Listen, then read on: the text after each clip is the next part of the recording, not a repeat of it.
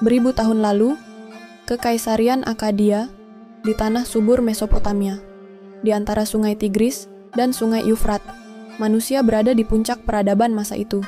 Namun kegelapan juga ikut lahir. Mereka menyebutnya Galuh, roh neraka yang menyeret jiwa manusia. Mereka takut pada Lamashtu, iblis betina pemangsa bayi dan perempuan. Namun, ada kisah lain yang tidak pernah diungkap. Kisah seorang manusia biasa yang berubah menjadi Ghul pertama. Namanya Namtar, seorang penggali kuburan. Bukan raja, bukan prajurit, hanya orang miskin yang hidup di pinggiran tembok kota. Lalu bencana datang. Sungai Eufrat menyusut, ladang mengering, rakyat mati, kelaparan. Namtar putus asa. Ia mulai membuka kuburan orang kaya. Awalnya mencuri perhiasan. Namun ketika lapar tak tertahan, ia nekat memakan daging busuk. Sekali, lalu 2 kali, hingga menjadi kebiasaan. Rasa lapar berubah menjadi kebutuhan. Namtar menunggu jenazah baru dikuburkan. Ia mencabik, ia mengunyah. Ia melahap kematian itu sendiri. Desas-desus pun menyebar, kuburan tergali. Jenazah hilang. Musafir menghilang di malam hari. Para imam berkata, Galuh telah datang. Mereka menulis kutukan di tablet tanah liat, memohon perlindungan pada para dewa. Namun tidak ada iblis, hanya manusia yang perlahan kehilangan jiwa. Namtar berubah, matanya cekung dan gelap. Kulitnya pucat, suaranya seperti lolongan binatang. Ia bukan lagi manusia, ia Ghul pertama. Suatu malam, warga memergokinya di kuburan suci. Mereka berteriak, Galuh, Galuh, obor menyala. Tombak diacungkan. Namtar berlari ke padang pasir. Namun ia terpojok di tebing batu. Ia menatap mereka dan tertawa.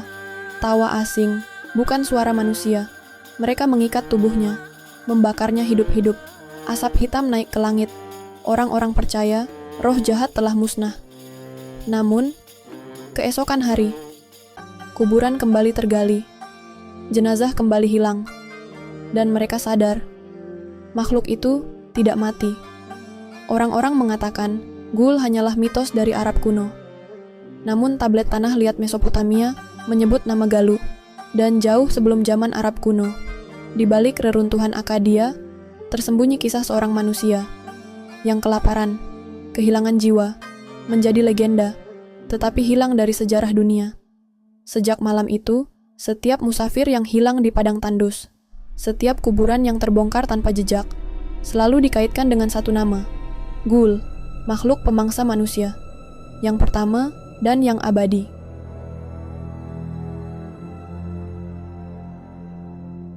Padang pasir Arabia, Gurun Al-Hijr, abad ke-6 Masehi. Gurun itu luas, sunyi, dan penuh rahasia. Orang-orang Quraisy, suku-suku Badui, percaya ada makhluk yang bersembunyi di balik bukit pasir. Makhluk yang mengintai musafir. Makhluk yang disebut Ghul. Ghul, dalam bahasa Arab, berarti roh jahat pengubah wujud. Kadang seperti hewan buas, kadang seperti perempuan cantik. Namun saat malam tiba, ia menyerang, memangsa manusia, atau menyesatkan mereka hingga hilang di padang pasir. Keyakinan itu begitu kuat, hingga lahirlah syair-syair tentang pertempuran manusia melawan Ghul.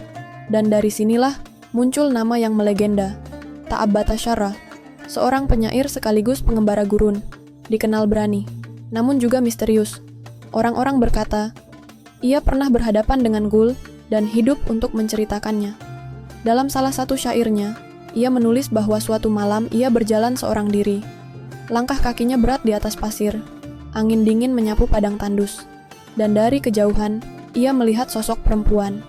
Wajahnya pucat, tubuhnya tinggi, senyumannya aneh. Ia mendekat, berbicara lembut, namun suaranya terdengar asing. Ta'abbata Syarrah tahu, ini bukan manusia. Ini adalah Ghul. Ia pun mencabut pedangnya. Sosok itu berubah wujud. Mata merah menyala. Taring mencuat. Tangannya mencakar seperti binatang. Pertarungan pun terjadi di tengah gurun. Syairnya menceritakan bagaimana ia menebas makhluk itu. Darahnya gelap, tubuhnya ambruk. Namun bahkan saat mati, Ghul itu masih menatap dengan tatapan penuh kebencian. Kisah ini menyebar. Bukan hanya sekadar puisi, tapi dianggap sebagai bukti. Bukti bahwa Ghul benar-benar ada, bahwa ia berkeliaran di padang pasir Arabia jauh sebelum datangnya Islam. Sebagian orang berkata, syair itu hanyalah metafora, bahwa ghoul melambangkan bahaya gurun, lapar, haus, dan rasa takut manusia. Namun bagi suku-suku Badui, syair Ta'abbata Syarra adalah kesaksian nyata. Kesaksian seorang lelaki yang bertemu, melawan, dan mengalahkan ghoul. Sejak saat itu, nama ghoul terus hidup di tengah masyarakat Arab, menjadi legenda yang diwariskan dari generasi ke generasi, sampai akhirnya masuk ke dalam cerita 1001 Malam dan menembus batas dunia Islam. Namun semua itu berawal di sini, di padang pasir Arabia, di syair seorang pengembara yang mengaku pernah menatap mata ghoul dan hidup untuk menceritakannya.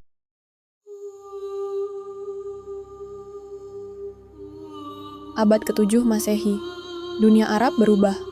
Islam mulai menyebar. Padang pasir yang sunyi kini dipenuhi kisah tentang makhluk yang tak terlihat. Ghoul tidak lagi hanya legenda Badui. Ia menjadi bagian dari dunia jin dan setan. Makhluk yang mengintai di reruntuhan, di kuburan, dan padang pasir. Bisa menyesatkan musafir atau memakan tubuh manusia yang malang. Para ulama menulis bahwa ghoul adalah salah satu makhluk gaib, dapat diusir dengan doa atau suara azan. Namun jika malam gelap dan manusia lengah, ghoul akan muncul kembali, tanpa ampun. Cerita-cerita ghoul mulai masuk ke dalam literatur, terutama melalui 1001 Malam, kisah-kisah yang dikumpulkan dan diceritakan dari mulut ke mulut. Di balik dongeng tentang raja, pedagang, dan penyihir, selalu terselip makhluk pemangsa manusia. Makhluk yang mengintai di lorong gelap kota, di oasis terpencil, atau di reruntuhan kota kuno. Salah satu kisah menyebut seorang musafir. Ia berjalan sendiri di malam gelap. Di tengah jalan, sosok wanita muncul. Cantik, memikat, namun ada sesuatu yang salah. Matanya kosong, kulitnya pucat, dan langkahnya sunyi tanpa suara. Musafir itu tahu, ini bukan manusia. Ia mencoba lari, namun kaki terasa berat. Suara wanita itu terdengar di telinganya, memanggil namanya. Ketika ia menoleh, sosok itu menghilang. Hanya ada jejak kaki yang tidak wajar di pasir. Kisah-kisah seperti ini menjadi populer di seluruh dunia Islam.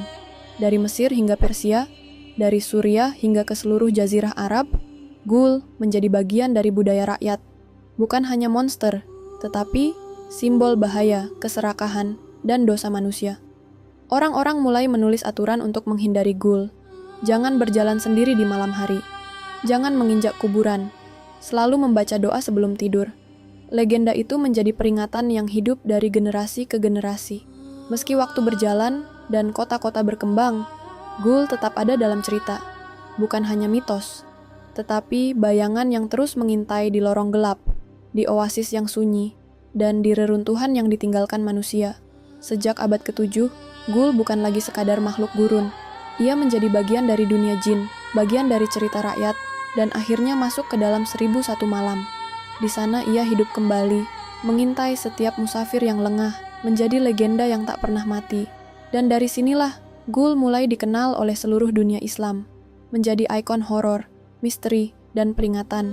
Makhluk yang menyeberangi batas antara dunia manusia dan dunia gaib.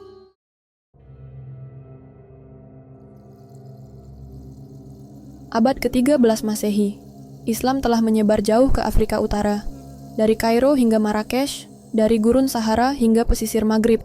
Namun di balik kota-kota besar dan pasar yang ramai, masyarakat masih menyimpan rasa takut. Takut pada makhluk yang mereka sebut ghoul. Di Afrika Utara, ghoul dikenal sebagai roh padang pasir.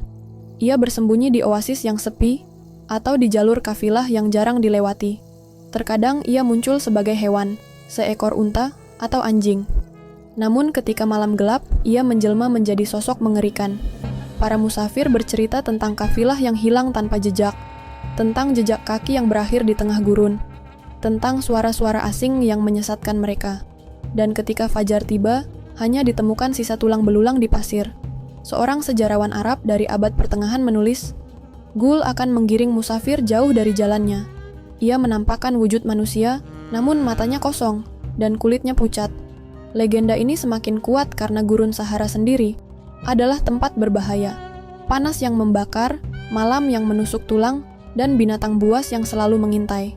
Maka ghoul menjadi simbol dari segala ketakutan itu. Ia bukan sekadar makhluk gaib, tetapi juga peringatan agar manusia tidak lengah. Di desa-desa Maghrib, cerita Ghul diceritakan kembali di api unggun. Orang tua menakuti anak-anak, jangan bermain jauh dari rumah, Ghul menunggu di luar sana. Bahkan di kota besar seperti Kairo, cerita tentang Ghul masuk ke dalam dongeng rakyat. Kadang Ghul digambarkan sebagai pemangsa manusia, kadang sebagai penggoda, perempuan cantik yang menyesatkan lelaki. Namun intinya selalu sama, Ghul adalah makhluk yang lapar. Lapar daging manusia, lapar darah, dan lapar jiwa yang lemah. Para sufi menafsirkan Ghul dengan cara berbeda. Bagi mereka, Ghul adalah simbol hawa nafsu, yang menyesatkan manusia dari jalan kebenaran. Namun bagi rakyat kecil, Ghul tetap nyata. Ia ada di luar tembok kota, ia ada di gurun yang gelap, ia ada di mimpi buruk mereka. Bagi kaum istana, kisah-kisah tentang Ghul hanyalah dongeng untuk mengisi waktu malam. Namun di padang gurun, rakyat kecil tahu, makhluk itu nyata. Mereka melihat kafilah, lenyap tanpa jejak. Mereka menemukan tubuh-tubuh yang terkoyak, dan mereka sendiri menjadi korban. Kebenaran itu tidak pernah dicatat dalam kitab, tetapi beredar sebagai bisikan samar. Cukup kuat untuk meyakinkan generasi demi generasi bahwa makhluk ini memang ada. Seiring waktu, cerita-cerita ini melintasi laut. Pedagang dari Afrika Utara membawanya ke Eropa, dan dari sanalah Ghul mulai memasuki imajinasi barat.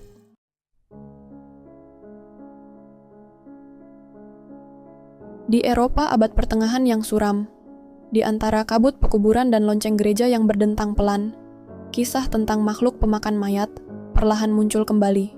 Sejak abad ke-17, benua itu dilanda gelombang kematian.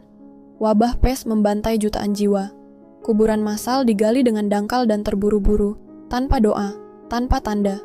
Dan ketika melewati pemakaman yang dangkal, warga menemukan kuburan-kuburan dalam keadaan terbuka.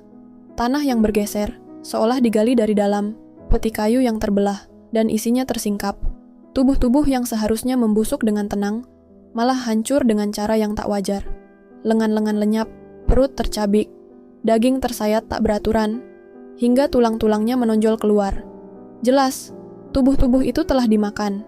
Tak ada hewan buas yang bisa melakukannya dengan cara seperti itu. Dan bagi warga desa, pemandangan itu hanya meninggalkan satu kemungkinan, bahwa ada sesuatu yang lapar berkeliaran di antara kuburan. Para pendeta menyebutnya kutukan, para tabib menyebutnya penyakit. Namun bagi rakyat jelata, itu bukti bahwa sesuatu merayap dari antara liang kubur. Sesuatu yang menunggu saat malam turun, untuk menyantap daging para orang mati. Penemuan-penemuan mengerikan itu tidak berhenti di satu tempat saja. Di berbagai penjuru Eropa, masyarakat mulai memberi nama pada sosok yang mereka yakini sebagai pelaku. Di Jerman, lahirlah istilah Nachzehrer. Konon, ia bangkit dari kubur, memakan jasad-jasad di sekitarnya, dan dengan cara misterius, mengisap energi kehidupan keluarganya yang masih hidup hingga tubuh mereka perlahan menyusut, seolah dimakan dari kejauhan. Di Polandia, ia dikenal dengan nama Upior, bukan sekadar mayat hidup, melainkan arwah kelaparan yang berkeliaran di malam hari untuk memangsa tubuh manusia dan kadang kembali ke desanya, memangsa kerabatnya sendiri. Sementara di Inggris, beredar cerita tentang Churchyard Ghoul, makhluk yang konon menggali kuburan dengan tangan-tangannya yang kaku, melahap mayat yang terkubur dangkal. Hingga warga desa percaya, tidak ada jasad yang benar-benar aman, bahkan setelah dimakamkan di tanah gereja. Abad ke-18 membawa Eropa ke era rasionalitas. Namun justru disitulah Ghoul semakin hidup, dalam imajinasi para penulis gotik. Kuburan, malam, dan tubuh membusuk menjadi bahan utama dongeng-dongeng kengerian. Cerita-cerita inilah yang menyiapkan jalan bagi lahirnya sosok vampir dalam sastra. Dan banyak sejarawan percaya, Ghoul lah yang menjadi cikal bakal vampir di Eropa. Maka lahirlah rasa takut yang sama, bahwa kematian bukanlah akhir dari penderitaan. Bahwa bahkan setelah jasad dikubur, masih ada sesuatu yang lapar, menunggu dalam kegelapan. Begitulah, di Eropa abad 17 hingga 19, Ghoul menjelma bukan sekadar mitos. Ia menjadi bayangan gelap dari dunia nyata, yang bersemayam di antara kuburan, di antara tubuh yang membusuk, dan di antara tragedi manusia, yang tak pernah hilang meski zaman berganti.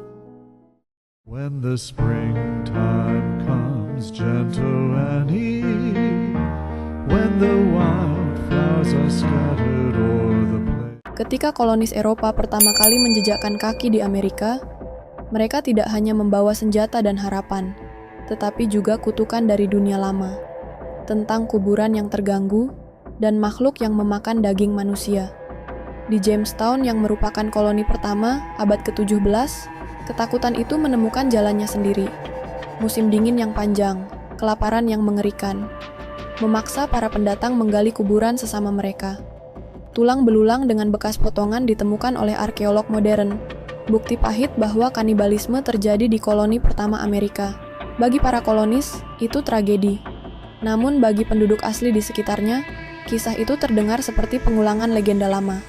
Suku Algonquin telah lama mengenal Wendigo, makhluk kelaparan abadi yang lahir dari manusia yang memakan sesamanya. Ia menjelma menjadi makhluk kurus, matanya menyala, dan daging manusia menjadi satu-satunya santapannya. Bagi orang Algonquin, kelaparan para pendatang hanyalah bukti bahwa siapapun yang melanggar batas kemanusiaan bisa berubah menjadi Wendigo. Dan bagi para kolonis, mitos itu terasa begitu dekat dengan bayangan ghoul dari tanah Eropa. Dua dunia, dua budaya, saling bertemu dalam horor yang sama. Memasuki abad ke-18 dan 19, horor itu berkembang dengan wajah baru. Di kota-kota besar seperti New York dan Philadelphia, orang-orang dikejutkan dengan kuburan yang terganggu, tanah yang bergeser, peti mati yang rusak, mayat dan potongan tubuh yang hilang. Secara resmi dijelaskan sebagai ulah perampok kuburan untuk kedokteran. Namun di kalangan tunawisma, desas-desus lain beredar, bahwa di jalanan Bowery, para bum yang hilang tidak sekadar mati karena dingin, penyakit, atau alkohol. Beberapa tubuh ditemukan di lorong gelap, dalam keadaan tak utuh. Perut yang robek, daging yang hilang, seakan sesuatu telah memakannya. Yang lain tidak pernah ditemukan sama sekali. Hilang begitu saja, seolah ditelan kegelapan kota. Kejadian ini tidak pernah masuk ke halaman surat kabar resmi. Tetapi di antara para gelandangan, cerita itu berulang, bahwa ada sesuatu di Bowery yang sangat lapar dan mengintai mereka yang paling lemah. Maka, lahirlah wajah khas horor Amerika. Ghoul tidak hanya hidup di gurun Arab atau kuburan Eropa. Ia berbaur dengan roh kelaparan dari hutan Algonquin. Ia bersembunyi di pemakaman kota yang kosong. Ia menyamar dalam kelaparan manusia yang perlahan mengubahnya menjadi monster. Bagi banyak orang, Amerika adalah tanah harapan. Namun di balik kuburan gelapnya, ada jejak pemakan daging yang tak pernah bisa dihapus sejarah.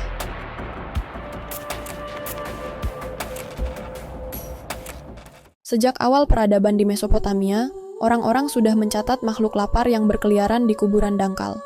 Berabad-abad setelahnya, cerita itu berubah wajah. Di gurun Arab, ghoul menanti kafilah yang tersesat.